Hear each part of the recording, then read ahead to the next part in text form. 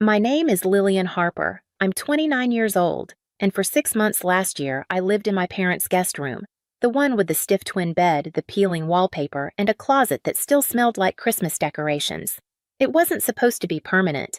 I didn't even unpack most of my boxes. I told myself I'd only be there until things settled. My mother, Margaret, had other ideas.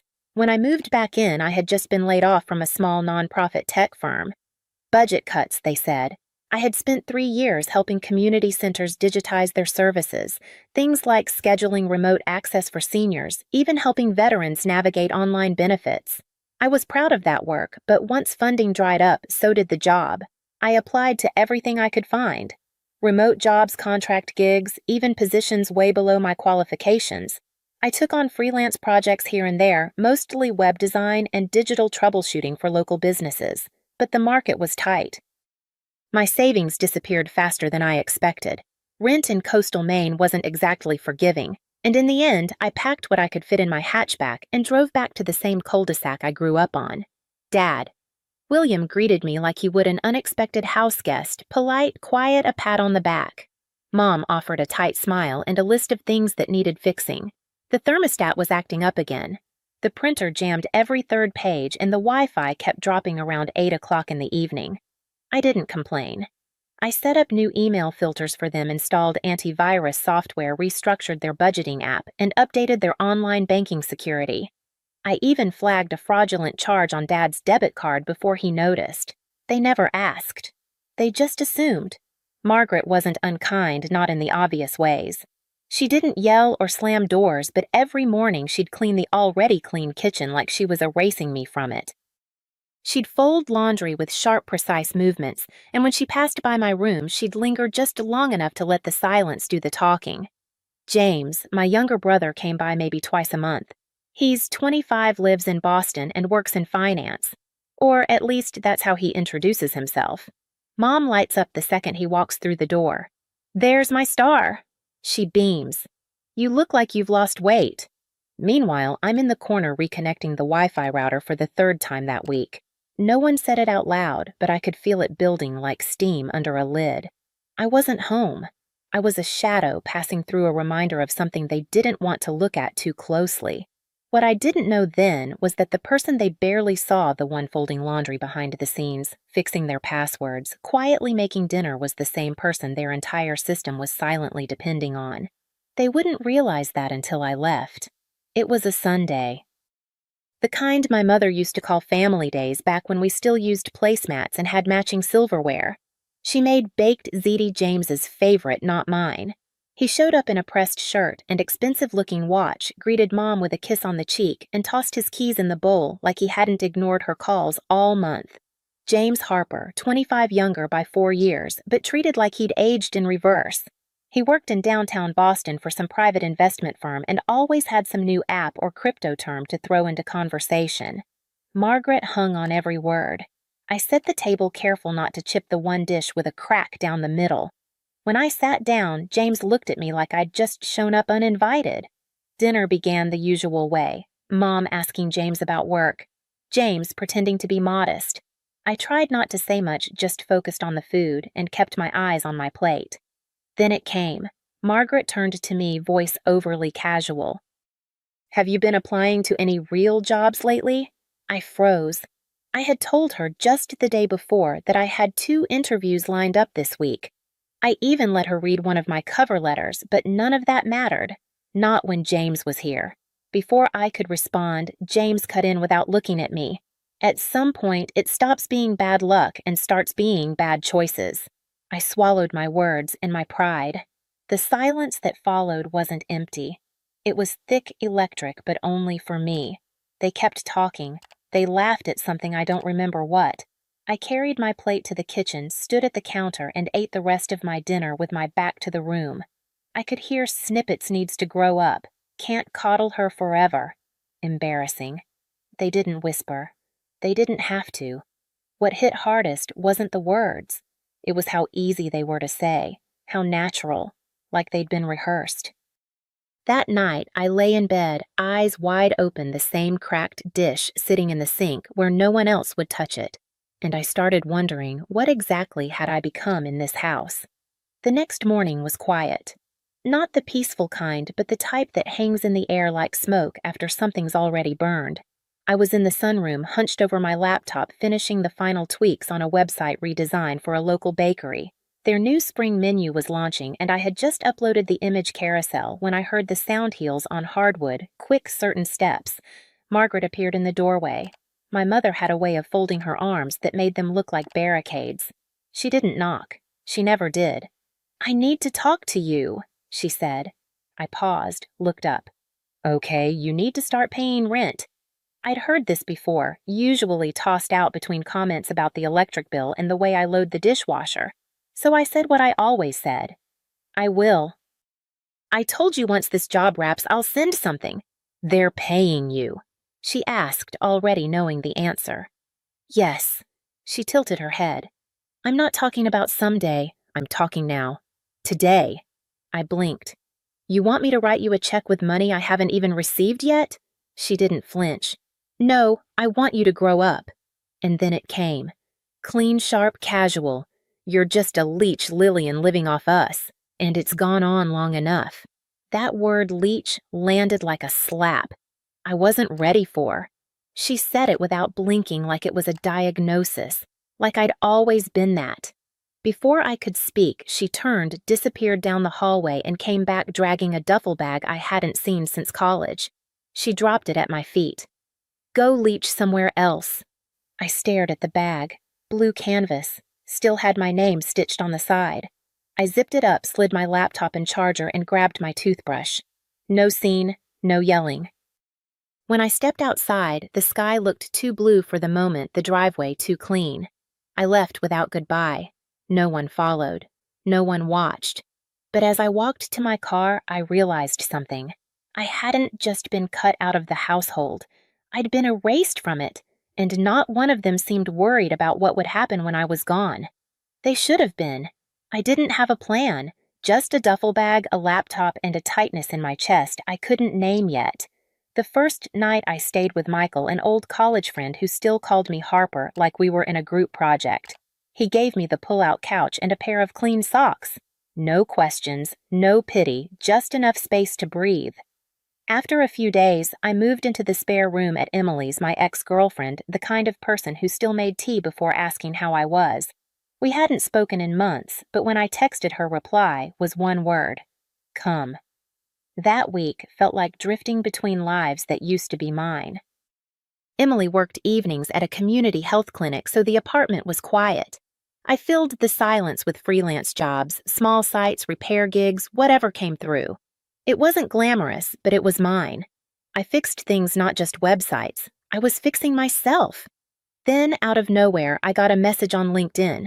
A recruiter from a nonprofit startup had found my portfolio through a project I'd done for a local art professor months earlier. They were hiring for a digital systems role. Remote full-time benefits. I interviewed in Emily's kitchen wearing a blazer over sweatpants. 2 days later, I got the offer. It wasn't a 6-figure Silicon Valley gig, but it was enough. Enough to sign a lease on a studio apartment with creaky floors, a fridge that hummed too loudly, and sunlight that hit just right in the morning. That first night alone, I sat on the floor with takeout lo mein and a half-charged phone. No lectures, no silence, no one waiting to tell me who I wasn't. For the first time in years, everything around me was mine. The floor, the ceiling, the air, and nobody could throw me out of it. 3 weeks after I moved into my new place, I was sitting at my desk, barely more than a table with legs, finishing a grant reporting dashboard for the nonprofit. The radiator was hissing the overhead light, flickering slightly, but I didn't mind. Everything in that room, broken or not, was mine. That's when my phone buzzed. Missed call. William Harper, my father. I hadn't heard from him since the night I left. Not a text, not a "how are you?" I watched the screen go dark, then light up again. Second call, same name. I let it go to voicemail. A few minutes later, a text came through Lillian. "Why is the bank account frozen?" I stared at it. For a second, I didn't understand. And then I remembered. Back when I was still living at home before I became a leech, Dad had asked me to help modernize their finances. He hated phone menus and paper statements. He gave me access to their joint account so I could set up mobile banking, automate their bills, link their tax filing software, and set recovery protocols. I became the secondary administrator on every system, not to spend anything, just to troubleshoot. That access hadn't been revoked. If anything triggered a lockout, too many failed login suspicious activity, they'd need the secondary contact to verify identity. That meant me. I didn't respond right away. I imagined the scene clearly. Margaret pacing the kitchen, arms crossed, voice sharp. William poking uselessly at the tablet, cursing under his breath, holding the phone too close to his face while talking to customer service. I typed out a reply. Ask the Leech. No emoji, no explanation, just that. It only took an hour. My phone lit up like a slot machine. 5 missed calls, 3 voicemails, 1 message from Margaret. This isn't funny, Lillian. Call your father back. We can't pay the credit card. Are you really doing this after everything we've done for you? I didn't answer. I wasn't being cruel. I wasn't playing games. But for the first time in a long, long time, I had leverage. And I wasn't going to waste it. They showed up on a Thursday. I heard the knock before I saw them. My building has this echo slow, deliberate footsteps that bounce off the hallway walls when someone waits too long at your door.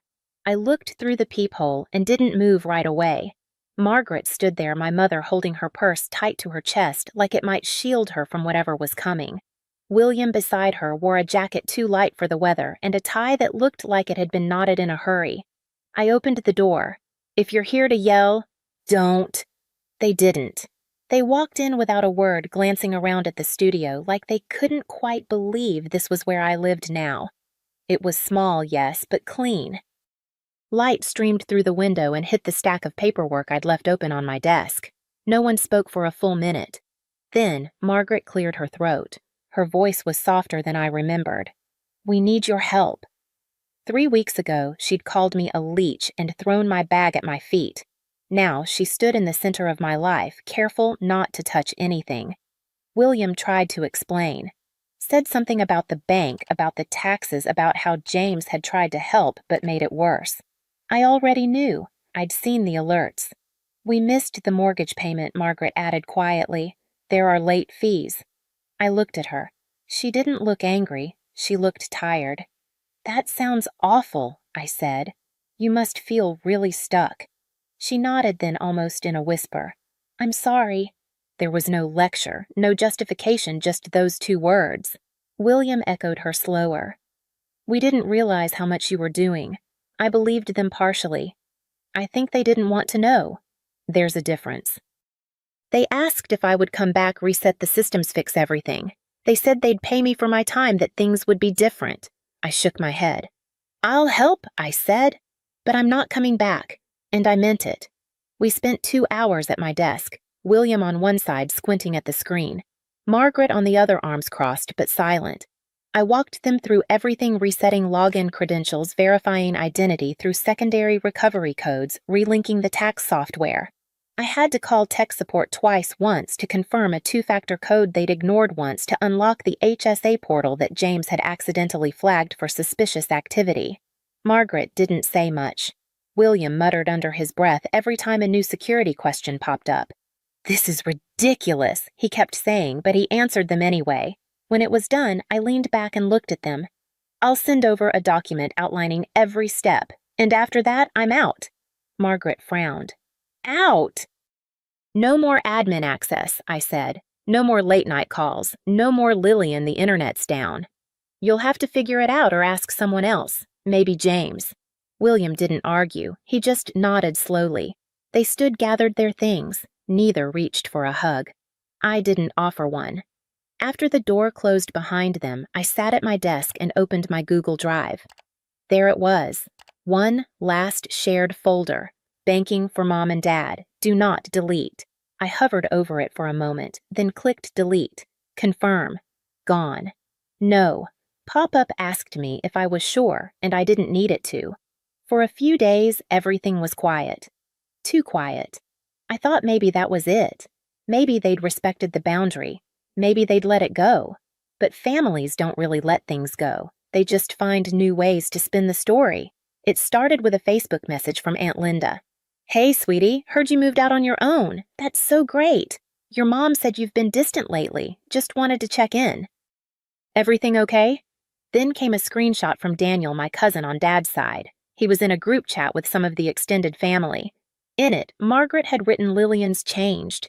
Ever since she got that new job, she's been cold distant. I don't even recognize her anymore.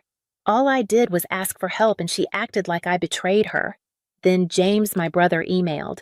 He hadn't said a word to me since the account meltdown. Now suddenly I got 5 paragraphs. "Look, I know there's been tension, but Mom and Dad aren't perfect. Maybe instead of blaming them, you could try being more understanding. You had a rough patch. We all do. Doesn't mean the world's out to get you. Let's talk soon. Maybe coffee." I didn't reply, because none of them understood. This wasn't about one fight or one word. It was about all the times I was invisible until they needed me. A month later, I left Maine. My company offered a relocation bonus to join their West Coast expansion, and I took it without hesitation. Seattle felt like breathing. The apartment was small, but the light was soft, and no one in the building knew my last name. I joined a local tech meetup, made friends. Once a week, I volunteered at a senior center teaching people how to navigate email digital banking 2-factor authentication. One afternoon, I sat beside a woman named Evelyn, walking her through how to reset her Medicare password. She laughed a little embarrassed and said, "You're so patient." I smiled. Patience is all I've ever had. That night, I sent one last email. Subject update. "Hi, Mom and Dad. Just wanted to let you know I'll be relocating to Seattle for work. I've removed myself from all financial systems and accounts. I won't be available for tech help going forward. I hope this new chapter gives us all some peace." Lillian, no reply.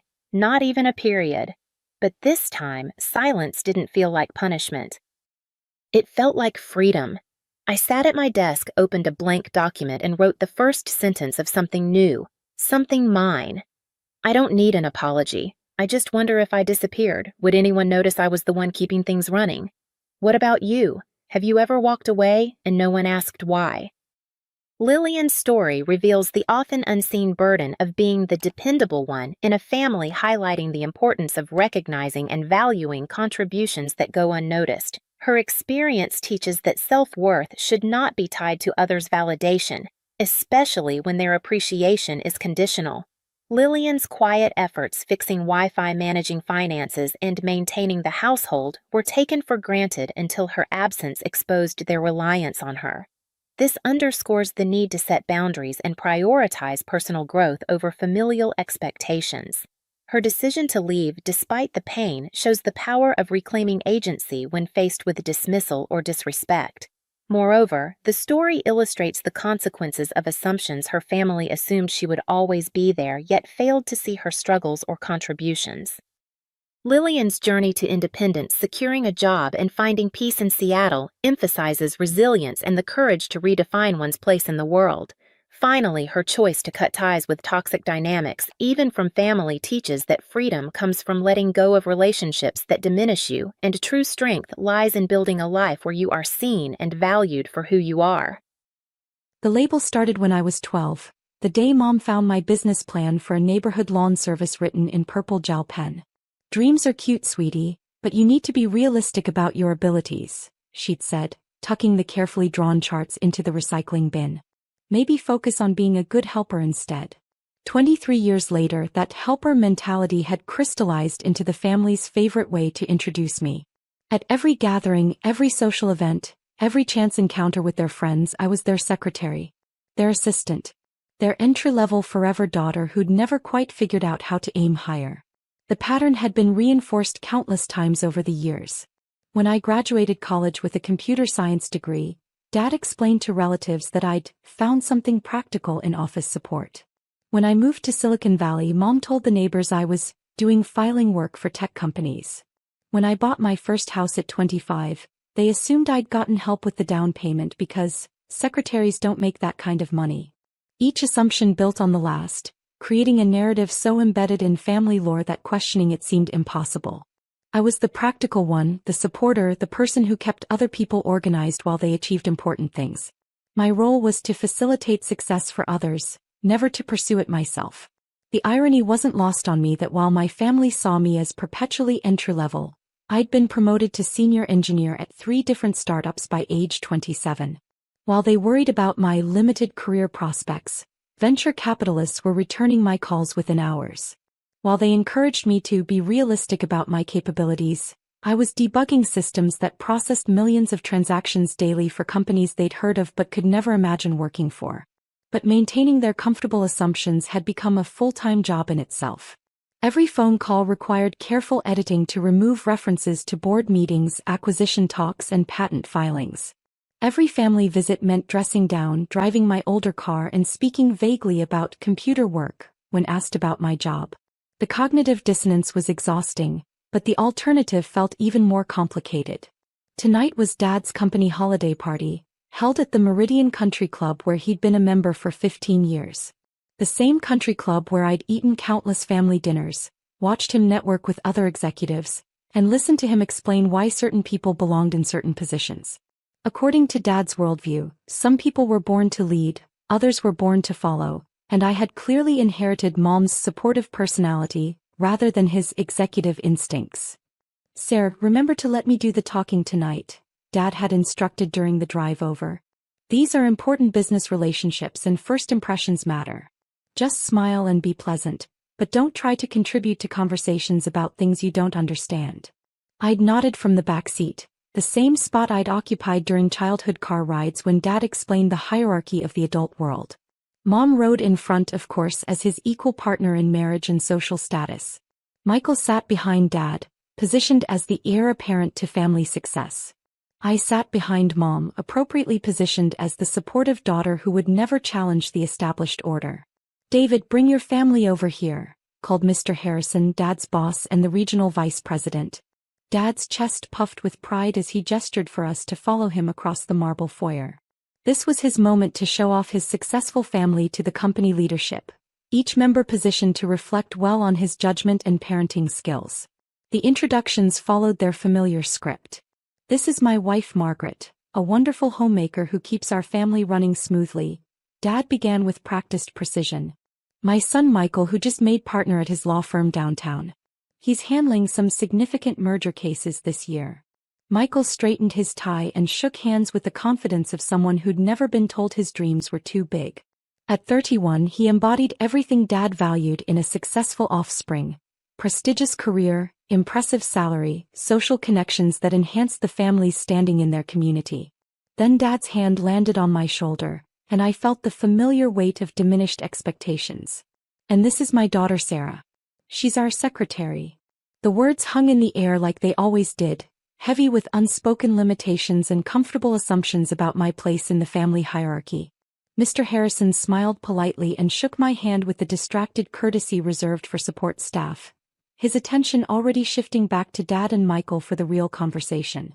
"How nice," Mrs. Harrison said, offering me the kind of warm but dismissive nod that said she'd already categorized me as someone's assistant and wouldn't need to remember my name. "Secretary work is so important. Someone has to keep the important people organized." Michael laughed, the sound carrying just enough edge to establish his superior position. "Sarah's been entry-level forever. Some people are just more comfortable in supporting roles, you know? Not everyone has the instincts for leadership." His comment drew approving nods from the assembled adults, reinforcing their shared understanding of natural hierarchies and appropriate ambitions. I smiled and nodded in response, the same reaction I'd perfected over decades of similar moments. "That's true," I agreed pleasantly. "I'm definitely more comfortable in the background." Dad beamed at my appropriately modest response. This was exactly how these interactions were supposed to go.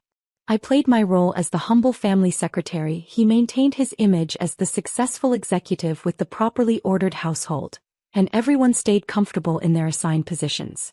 "Sarah's always been our practical one," Mom added, joining the conversation with a plate of appetizers balanced expertly in one hand. "Never had those unrealistic dreams that cause so much disappointment. She knows her strengths and stays within them." The conversation flowed around me as it always did, touching on Michael's latest case, Dad's promotion prospects and Mom's charity work. I was present but peripheral, acknowledged but not consulted, introduced but not interviewed. The family secretary taking mental notes and staying appropriately invisible while the important people discussed important things. Michael's working on a fascinating acquisition case, Dad was explaining to Mr. Harrison. 2 technology companies merging their operations. The legal complexities are staggering, but he's navigating them brilliantly. Technology mergers are incredibly complex, Mr. Harrison agreed. The due diligence alone requires understanding systems most lawyers never encounter. Your son must have exceptional analytical skills. I listened to their discussion of intellectual property transfers, regulatory compliance requirements, and valuation methodologies with the detached interest appropriate for someone whose job involved filing rather than strategic thinking. Of course, I'd been through 7 acquisition processes myself, 3 as the target company CEO and 4 as the acquiring party, but that information didn't fit the evening's social dynamics.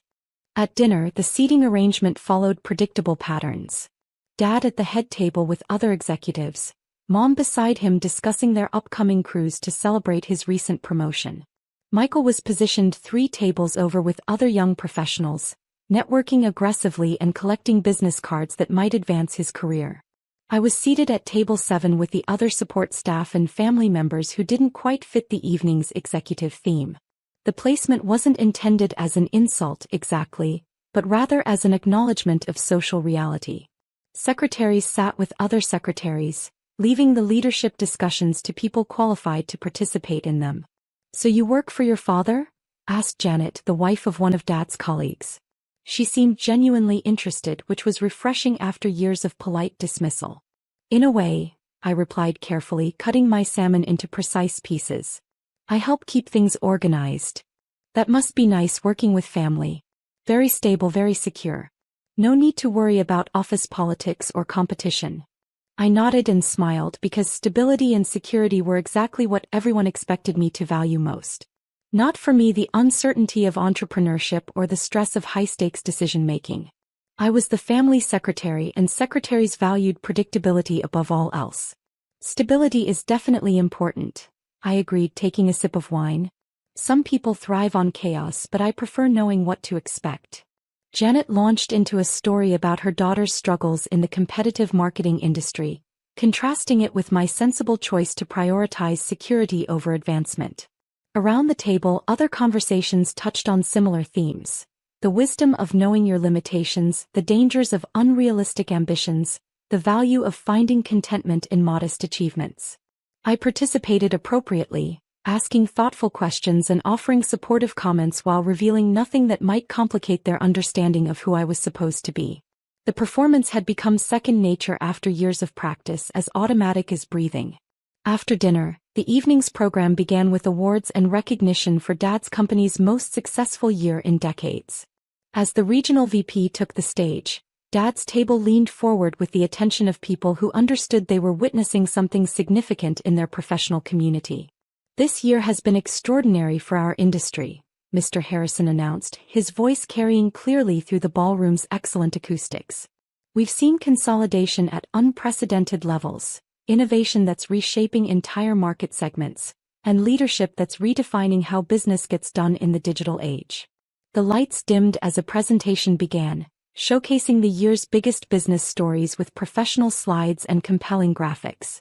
Mergers worth billions of dollars, startup acquisitions that made front-page news, technological breakthroughs that disrupted industries overnight. Dad watched with the focused intensity of someone trying to understand forces much larger than his regional office. "The business landscape is changing faster than ever before," Mr. Harrison continued over images of gleaming corporate headquarters and bustling trading floors. "Traditional boundaries between industries are dissolving. Geographic limitations are becoming irrelevant. The most successful leaders today are the ones who saw these changes coming years ago and positioned themselves accordingly." Slides flashed across the screen showing Fortune covers, Forbes rankings, and Wall Street Journal headlines.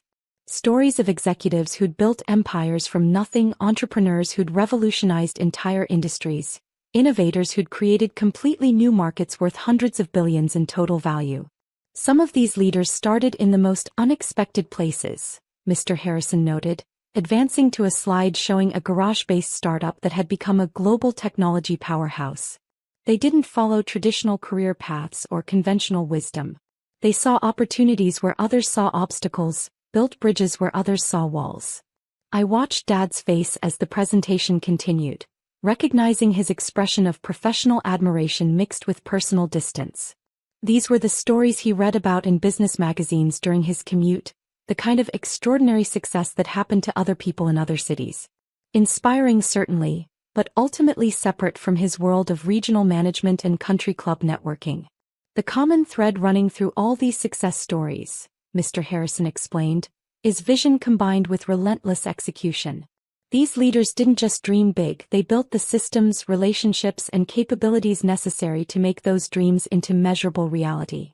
Michael leaned back in his chair, arms crossed with the confidence of someone who saw himself reflected in these narratives. His law firm handled mergers and acquisitions for mid-sized companies, so he understood the mechanics of business transformation even if he wasn't driving the process personally. He belonged in conversations about multi-million-dollar deals and market disruption. Meanwhile, I continued cutting my salmon into smaller and smaller pieces, maintaining the pleasant but detached expression of someone who found these stories interesting but not personally relevant. The family secretary, appropriately impressed by achievements that were clearly far beyond her sphere of influence or understanding. The technology sector has been particularly dynamic, Mr. Harrison continued, advancing to slides showing cloud computing infrastructure and data processing capabilities. Companies that were barely known 5 years ago are now essential to how business operates worldwide. Images flashed across the screen of server farms, fiber optic networks, and digital interfaces that looked remarkably similar to the systems I'd been designing and scaling for the past 8 years. But of course, that observation didn't fit with my role as someone who helped file important documents for other people. Now, Mr. Harrison said, his tone shifting to suggest something particularly significant was coming, I want to share something that hit particularly close to home this week. Something that reminded me how quickly our industry is evolving and how important it is to recognize excellence wherever we find it. The screen filled with a familiar magazine cover, the distinctive Fortune logo bold across the top in the magazine's signature red typography. This month's Fortune features their annual CEO of the Year recognition, highlighting executives who've demonstrated exceptional leadership during the most challenging business environment in decades. Dad straightened in his chair, the automatic response of someone who'd been subscribing to Fortune for 20 years and studying the strategies of America's most successful business leaders. These were his professional heroes, the people whose careers represented the absolute pinnacle of executive achievement. The winner this year is particularly noteworthy, Mr. Harrison continued, because she represents something we're seeing more and more in today's business environment. A leader who built a global technology empire from absolutely nothing, revolutionizing how companies manage their digital infrastructure and data processing needs. The magazine cover came into sharp focus on the screen, professionally lit and expertly composed. There, photographed against a backdrop of state-of-the-art server farms and data centers that represented the backbone of modern business, was a headshot I'd taken 6 months ago for DataCore's annual report. DataCore Systems, Mr. Harrison read directly from the screen, his voice carrying clearly to every corner of the now-silent ballroom, has grown from a 2-person startup operating out of a rented garage to a $5.2 billion enterprise in just 8 years.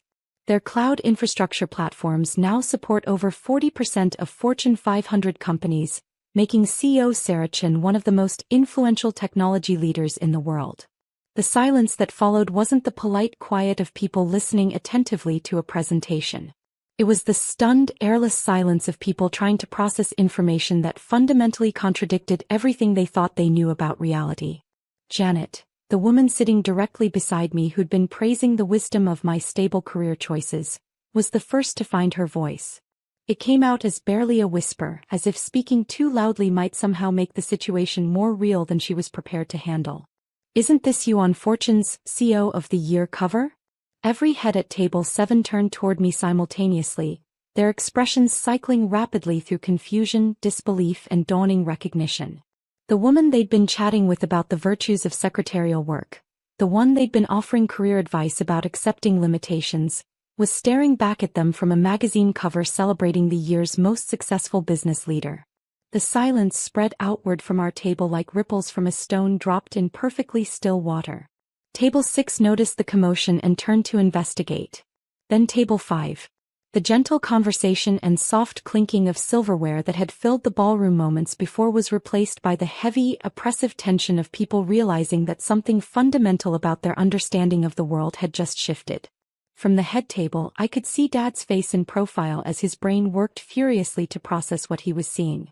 His mouth was slightly open, displaying the expression of someone whose most basic assumptions about family hierarchy were being challenged in the most public way possible. Michael had turned completely around in his chair, his networking conversation forgotten as he stared at the screen, then at me, then back at the screen. His confidence had evaporated entirely, replaced by the confused expression of someone whose understanding of his place in the family success story had just been completely inverted. Mom's face was visible from across the room, her carefully maintained social composure cracking as she tried to process the implications. The practical daughter who'd never had unrealistic dreams, who'd been encouraged to accept her limitations, had somehow built one of the most successful technology companies in American business history. Mr. Harrison continued his presentation, completely unaware of the family drama unfolding in his audience. According to Fortune's analysis, DataCore's impact on business efficiency has been truly transformative. Their platform integrations have saved companies an estimated $200 billion in operational costs over the past 3 years alone. The numbers felt surreal as they bounced around the silent ballroom. $5.2 billion company valuation. 40% of Fortune 500 companies. $200 billion in cost savings. These weren't the modest achievements expected from someone who was entry-level forever and more comfortable in supporting roles. The article goes into fascinating detail about Chen's unconventional approach to leadership, Mr. Harrison continued, consulting his notes with the enthusiasm of someone discussing a particularly impressive case study. She started the company with just $50,000 in personal savings and a vision for radically simplifying enterprise data management.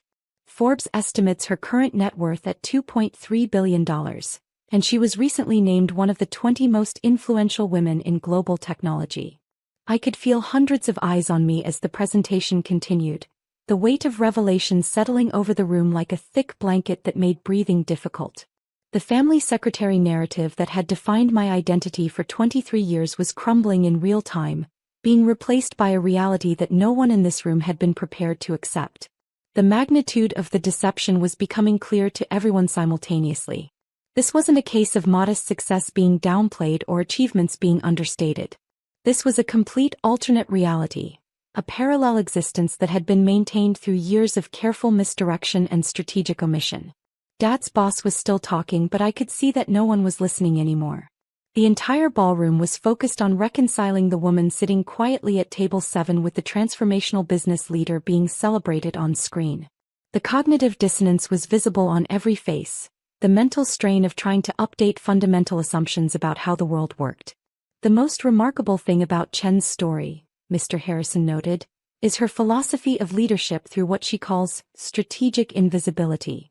According to her Fortune interview, she believes that true power comes from building systems and capabilities rather than seeking personal recognition.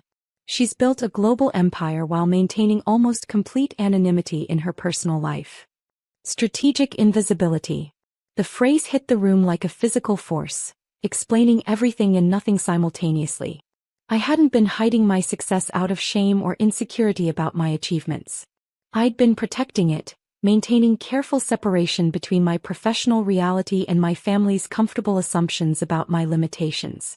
Chen argues that the most effective leaders are often the ones who operate below the radar, Mr. Harrison continued, building transformational businesses while avoiding the distractions that come with personal celebrity. Her approach has clearly been successful, as DataCore has achieved more in 8 years than most companies accomplish in decades. The presentation concluded with Mr. Harrison's final thoughts about industry transformation and the evolving nature of leadership in the digital age. But his words were lost in the stunned silence that had overtaken the ballroom. He closed his notes and left the stage, completely unaware that he'd just detonated a bomb in the middle of his company's holiday celebration. For several long moments no one moved. The silence stretched until it became unbearable, broken finally by the sharp sound of my cousin Jennifer's salad plate hitting the marble floor. She'd been reaching for her water glass and missed entirely, her hand shaking as she stared at me with an expression of complete bewilderment. That single sound seemed to break the spell that had frozen the room. Conversations erupted at every table, urgent whispers and heated discussions as people tried to understand what they'd just witnessed.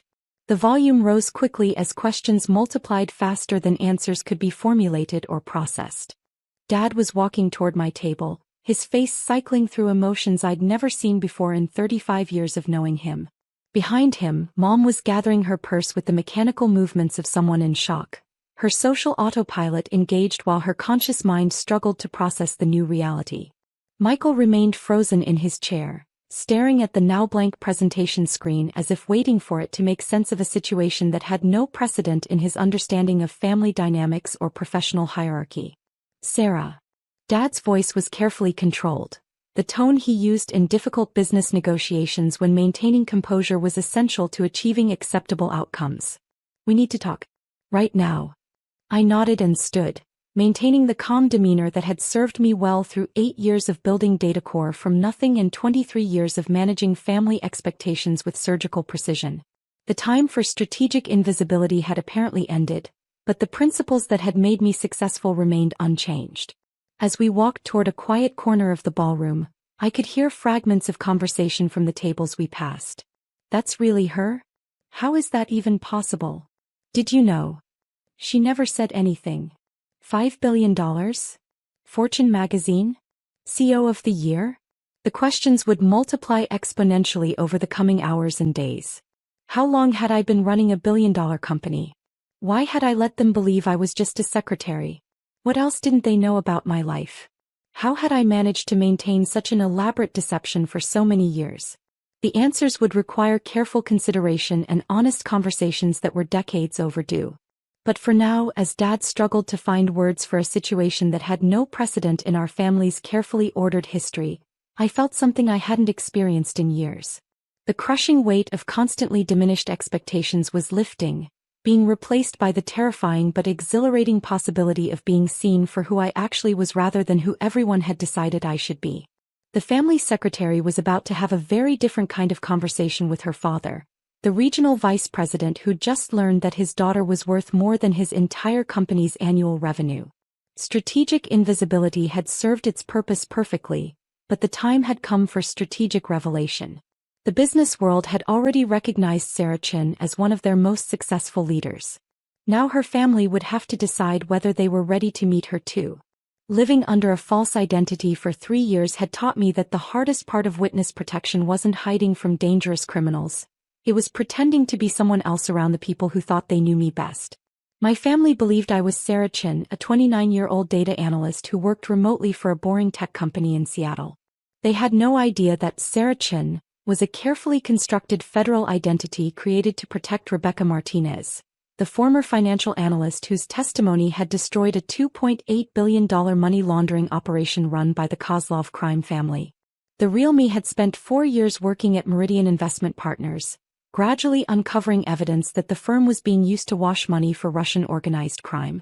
When I'd finally gathered enough evidence to bring to federal authorities, my life had changed overnight. One day I was Rebecca Martinez, ambitious financial analyst with a corner office in Manhattan. The next day I was a federal witness under 24-hour protection, watching my former colleagues get arrested on RICO charges while the Kozlov family put a $5 million bounty on my head. The U.S. Marshals had relocated me to Portland under the WITSEC program, complete with a new social security number, fabricated employment history, and strict protocols designed to keep me alive until the federal trials concluded. My handler, Deputy Marshal James Morrison, had made the rules crystal clear. No contact with anyone from my previous life, no social media presence, no activities that might draw attention, and absolutely no financial transactions that could be traced back to my real identity. For 3 years I'd followed those rules religiously. I lived in a modest apartment, drove a used Honda, worked my fake remote job and gradually built relationships with my new family, Mom's sister Janet and her kids, who had been told I was their long-lost cousin Sarah, finally reconnecting after years of estrangement. Janet Chin had welcomed me with open arms, thrilled to have another family member nearby. Her daughter Lisa, my supposed sister, had been excited to have a successful older cousin to look up to. Even Janet's mother, who everyone called Grandma Chin, had accepted me as part of the family without question. They had no idea that their loving cousin Sarah was actually a federal witness whose real family believed she was dead, killed in a car accident that the marshals had staged to throw the Kozlov family off her trail. Rebecca Martinez's funeral had been attended by hundreds of mourners, while Sarah Chin quietly started her new life 3,000 miles away.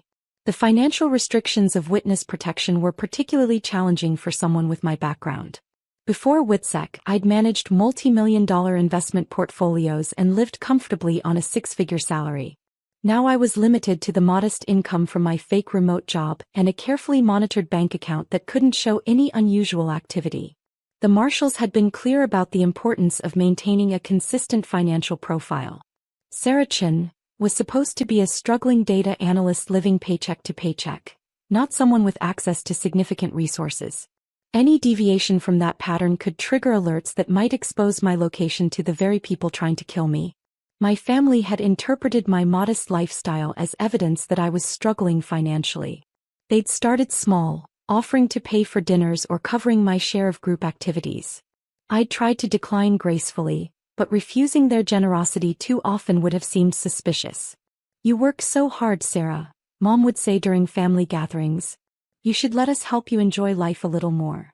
"I'm fine really," I'd always respond. "I'm just careful with money." "Too careful," Lisa would add. "You never buy yourself anything nice.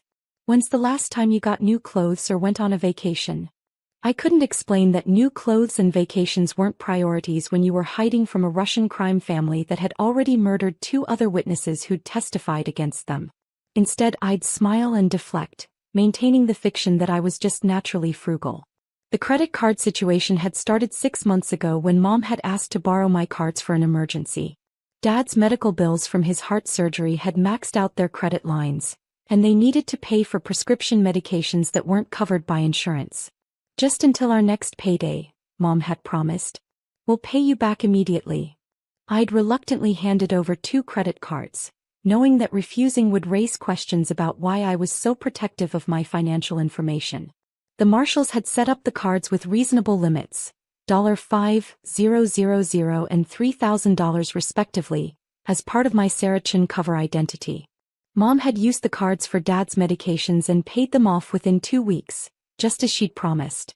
But she'd also kept copies of the card information, telling me it was just in case of another emergency. "Your family, Sarah," she'd said. "We look out for each other." Over the next few months, there had been several more emergencies. Car repairs when Dad's truck broke down. Emergency vet bills when Grandma Chen's cat needed surgery. Lisa's textbooks when her financial aid was delayed. Each time Mom had asked permission and each time, she'd paid the money back within a few weeks.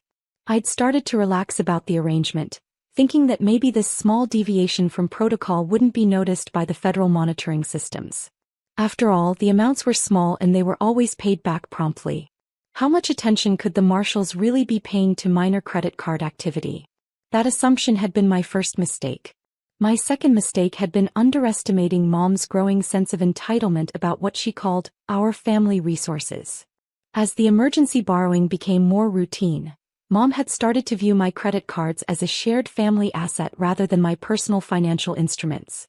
"We're all in this together," she'd explained when I gently suggested that maybe they should apply for their own emergency credit line. "Family helps family, and right now you're the one with available credit." The shift had been gradual but unmistakable. Emergency borrowing became convenience borrowing. "I'll just put this on Sarah's card and pay her back next week." Convenience borrowing became assumption borrowing. "Sarah won't mind covering this, she knows we're good for it."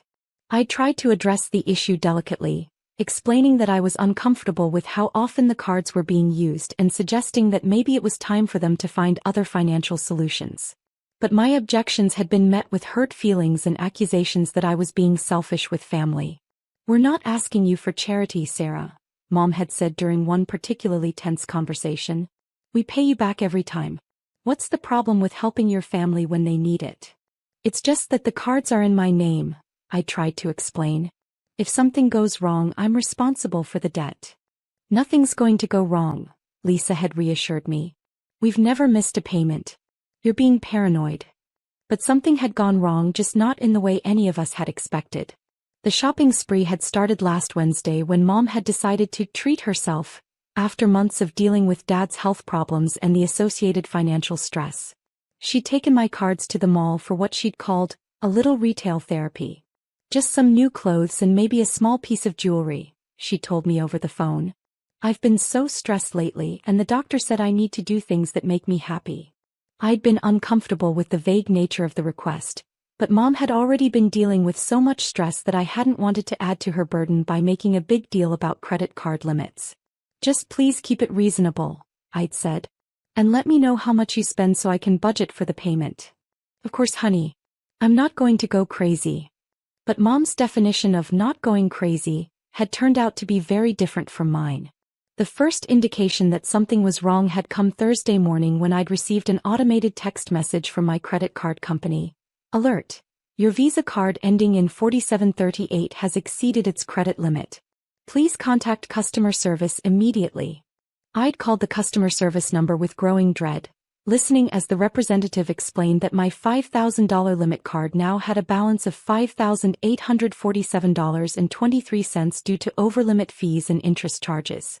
The charges were made yesterday at various retailers in Portland, the representative had explained. Would you like me to read the transaction list? 23 separate transactions. Nordstrom, Macy's, Kay Jewelers, Sephora, Williams, Sonoma, Coach, Michael Kors, and a dozen other high-end retailers.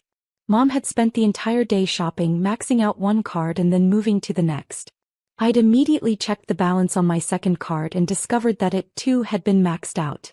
Another $3,000 in charges at jewelry stores, department stores and specialty boutiques. $8,000 in a single day. More than Mom and Dad made in a month combined. I tried calling Mom immediately, but her phone had gone straight to voicemail.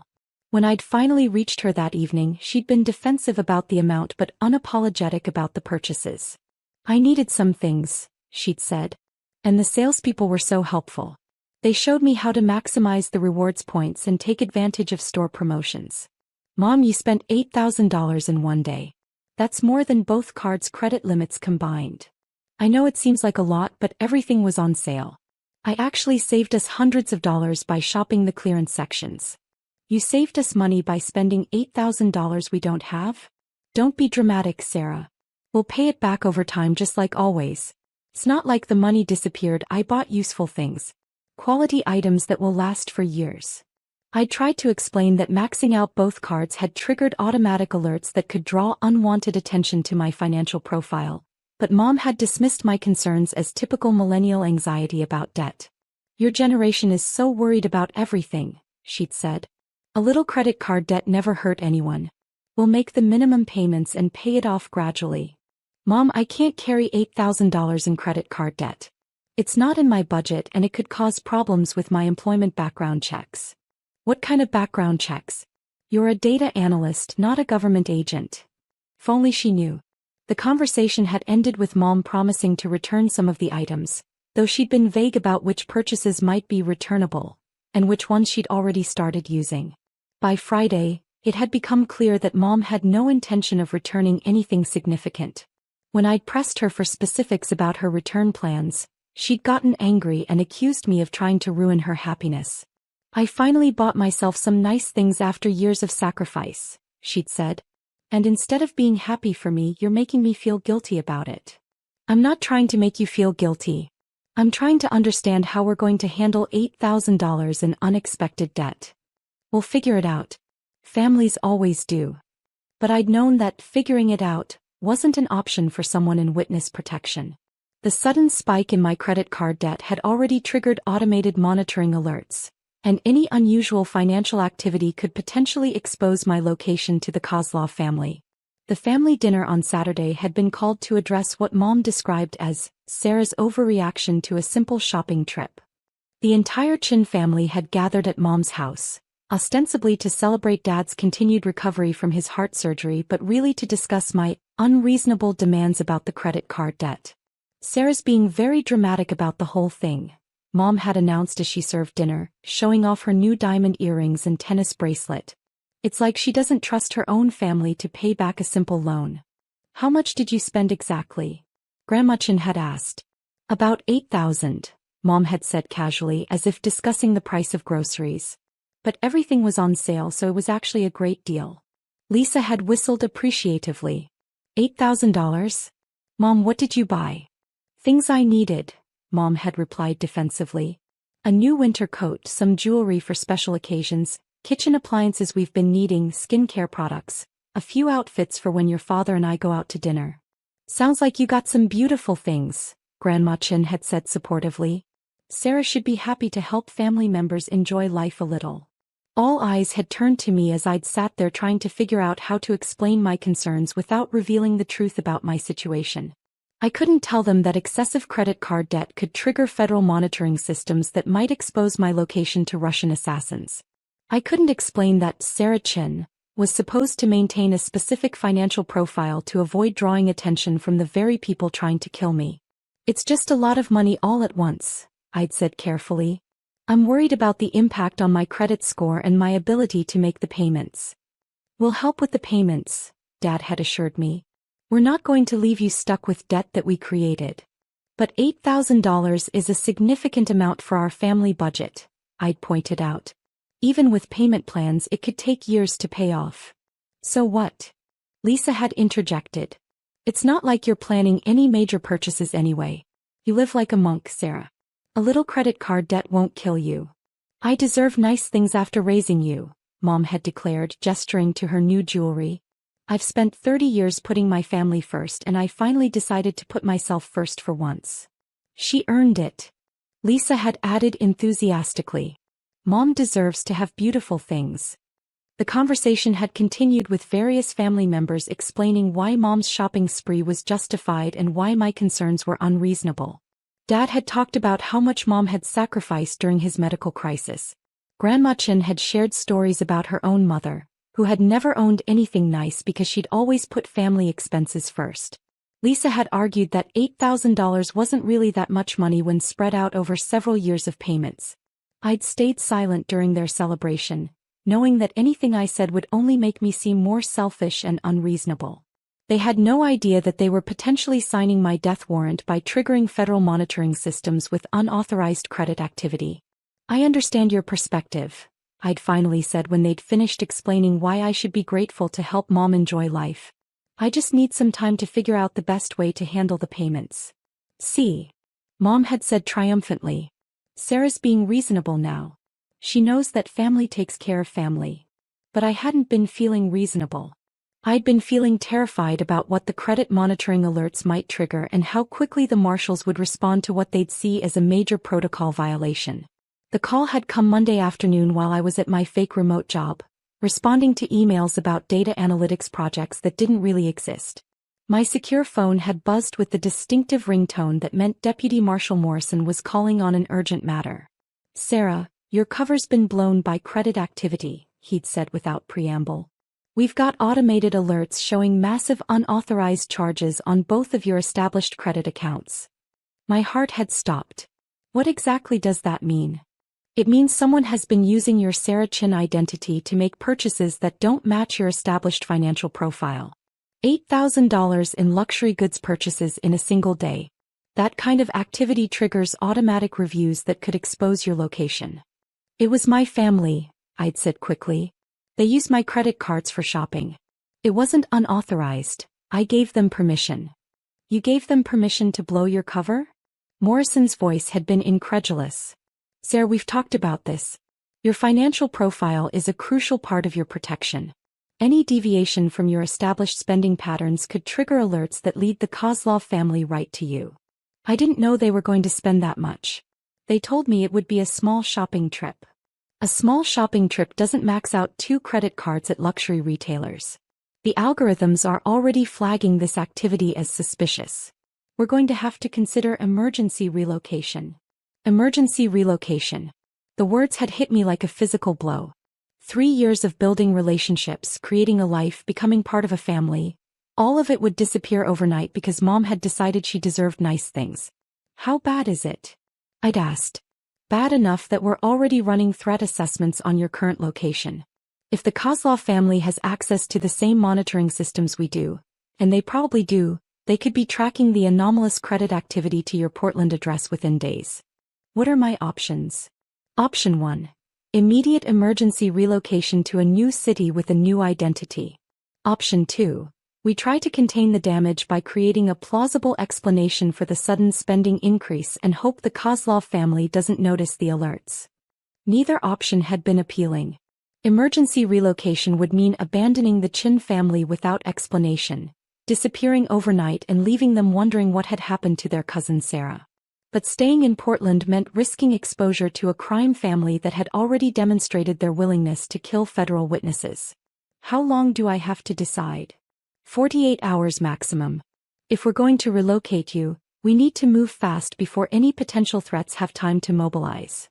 The call had ended with Morrison promising to contact me again within 24 hours with more detailed threat assessments and relocation options.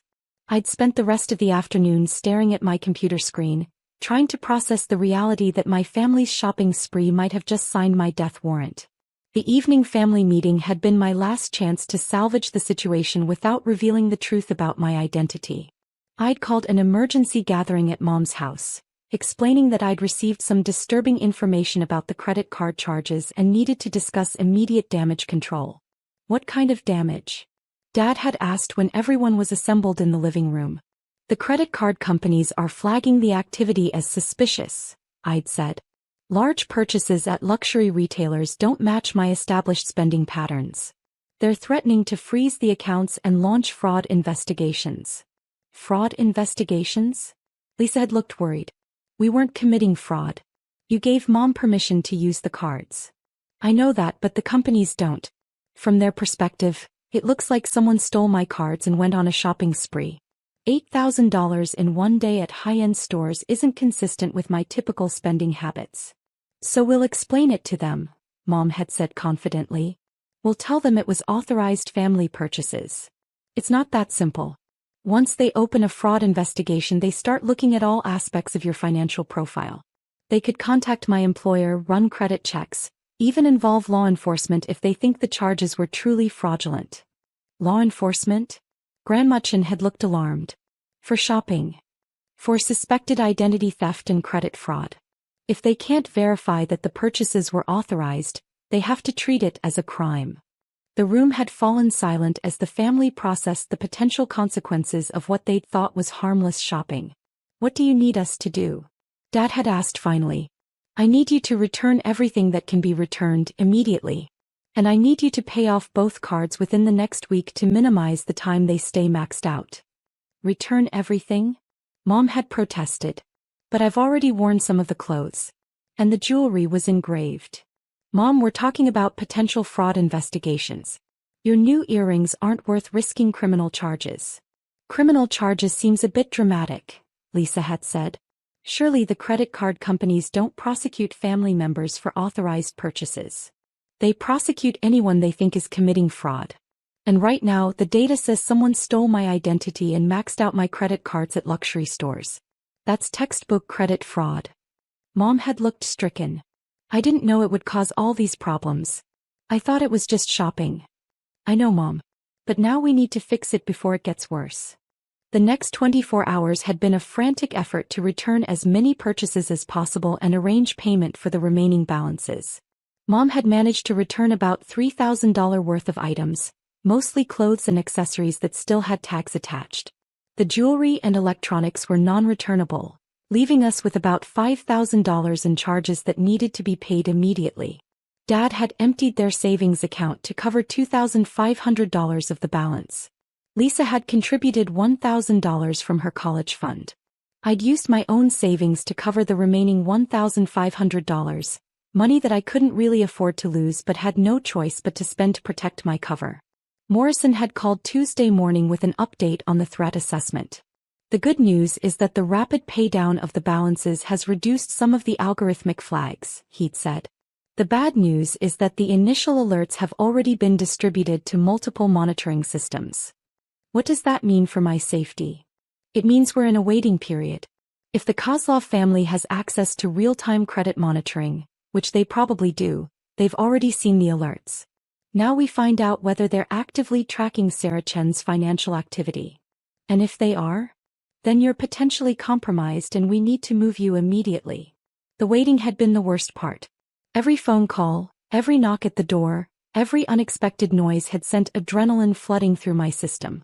I'd found myself constantly checking security cameras and varying my daily routines, falling back into the hypervigilant mindset that had characterized my first months in witness protection.